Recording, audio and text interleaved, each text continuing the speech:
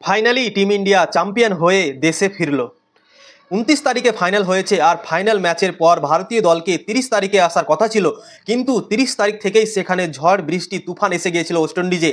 আর সেখানে সব flight airport সব কিছু বন্ধ হয়ে গিয়েছিল আর সেখানে টিম ইন্ডিয়া ফেঁসে গিয়েছিল। 3-4 দিন থেকে সেখান থেকে বেরোতে পারেনি টিম ইন্ডিয়া। আর বিসিসিআই একটা স্পেশাল চার্টার ফ্লাইট বুক করেছে আর সেখান থেকে টিম ইন্ডিয়াকে সেই আনা হলো।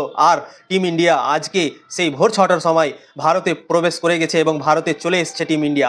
তো কংগ্রাচুলেশন টিম ইন্ডিয়া, চ্যাম্পিয়ন হওয়ার পর টিম ইন্ডিয়া সেই ভারতে পৌঁছলো। তো অনেক অনেক শুভেচ্ছা তোমাদের। তো অনেক ভালো লাগছে ভাই, কেননা আমরা অনেক দিন পরে চ্যাম্পিয়ন হয়েছি। 2007-এ প্রথম যখন টি-20 বিশ্বকাপ হয় তখন ভারতীয় দল চ্যাম্পিয়ন হয়েছিল প্রথমবারের মতো।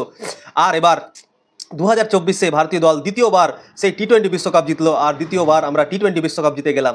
তো দারুণ লাগছে, হ্যাপি ফিলিংস মনে হচ্ছে আমার, কেননা ভারতীয় দল সে ভারতে ফিরেছে। তো অনেক অনেক যারা যারা খেলছিল এই টিমে তাদেরকে অনেক অনেক ধন্যবাদ। তোমরা দারুণ ক্রিকেট খেলেছো এই বিশ্বকাপে আর সবার মন জয় করেছো ভাই।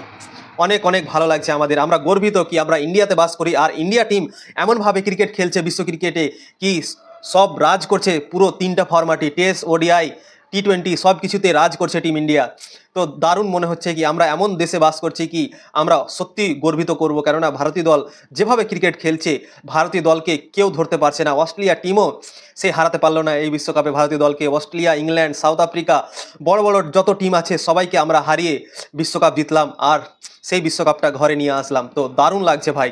আপনাদের কেমন লাগছে অবশ্যই কমেন্ট করে জানান। এবং ভারতীয় দল যে বিশ্বকাপ জিতার পর 3-4 দিন আটকে ছিল আপনাদের কেমন লাগছিল। আর ভারতীয় দল এখন সেই চলে এসছে ভারতে, কেননা তোমরা অনেক ভালো পারফরমেন্স করেছিলে সেই ভারতীয় দল থেকে। খাস করে হার্দিক পান্ডিয়া ফাইনাল ম্যাচে যেভাবে পারফরমেন্স করেছিল, 30 বলে 30 রান প্রয়োজন ছিল আর সেখানে সেই হার্দিক পান্ডিয়া হেনরি ক্লাসেনকে আউট করে ম্যাচে কামব্যাক করিয়েছিলেন। আর সেই লাস্ট ওভারও হার্দিক পান্ডিয়া বল করেছিল আর সেখানে 16 রান প্রয়োজন ছিল। আর ডেভিড মিলার যে খাতারনাক ব্যাটসম্যান, যে ম্যাচটাকে জিতাতে পারতো 6টা বল খেললেই, কিন্তু তাকে প্রথম বলে আউট করেছিল। আর সূর্য কুমার একটা আউটস্ট্যান্ডিং ক্যাচ ধরেছিল আর তাকে আউট করে টিম ইন্ডিয়া চ্যাম্পিয়ন হয়েছে। আর জসপ্রীত বুমরা দারুণ বল করেছিল সেই লাস্ট 5 ওভারে। আর হর্ষদীপ সিং, এই 3টা বোলার দারুণ বল করে টিম ইন্ডিয়াকে চ্যাম্পিয়ন করেছে। আর চ্যাম্পিয়ন হওয়ার পর সেই বিরাট কোহলি আর রোহিত শর্মা অবসর ঘোষণা করেছে, আপনারা তো সবাই জানেন। আর তারপরে রবীন্দ্র জাদেজাও অবসর ঘোষণা করেছে, কিন্তু টিম ইন্ডিয়ার সেই ফেঁসে গিয়েছিল ওখানে। বৃষ্টি, ঝড় বৃষ্টি তুফান সেখানে এসেছে আর তাই জন্য সব কিছু বন্ধ করে দিয়েছিল। সেই ফ্লাইট, তারপর সেই এয়ারপোর্ট সবগুলো বন্ধ হয়ে গেছিলো আর ভারতীয় দল সেখানে ফেঁসে গিয়েছিল। হোটেলেই ছিল 3-4 দিন, সেখান থেকে বেরোতে পারেনি।